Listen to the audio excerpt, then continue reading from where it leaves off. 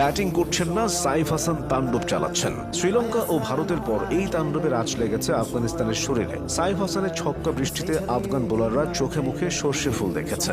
আফগানিস্তানের বিপক্ষে ৩৮ বলে ৬৪ রানের ম্যাচ জেতানো ইনিংসে সাইফ ছক্কা মেরেছেন ৭টি, অথচ ৪ মেরেছেন মাত্র ২টি। ছক্কাগুলো যেন তেন নয়, কোনোটা ৯২ মিটারের, আবার কোনোটা ৯৫ মিটারের। দুইবার তো তিনি বলকে স্টেডিয়ামের ছাদে পাঠিয়ে দিয়েছেন। হাঁটু গেড়ে গায়ের জোরে ৬ মেরে সাইফ যেন প্রাইম শেন ভার্সনকে মনে করিয়ে দিচ্ছিলেন।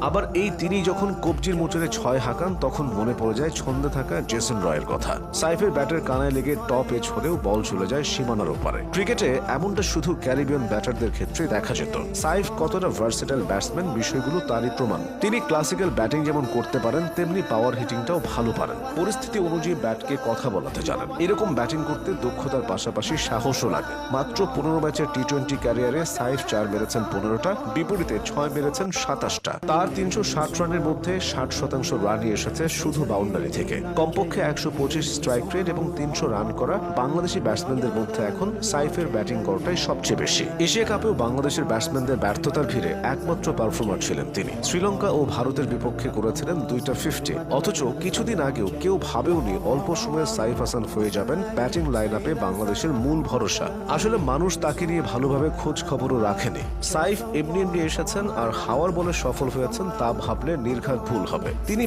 পুরে খাঁটি সোনা হয়েছেন। গত ১.৫ বছরে যেখানে খেলেছেন সেখানে তিনি উজ্জ্বল ছিলেন। এখন টি-২০তে ভালো করলেও ঘরোয়া ক্রিকেটে ধারাবাহিকভাবে রান করে ২০২০ সালে সাইফের অভিষেকটা হয়েছিল টেস্ট সংস্করণ দিয়ে। ওই সময় প্রথম শ্রেণীর ক্রিকেটে ৩৬ ম্যাচ খেলা সাইফের গড় ছিল ৪৬.১।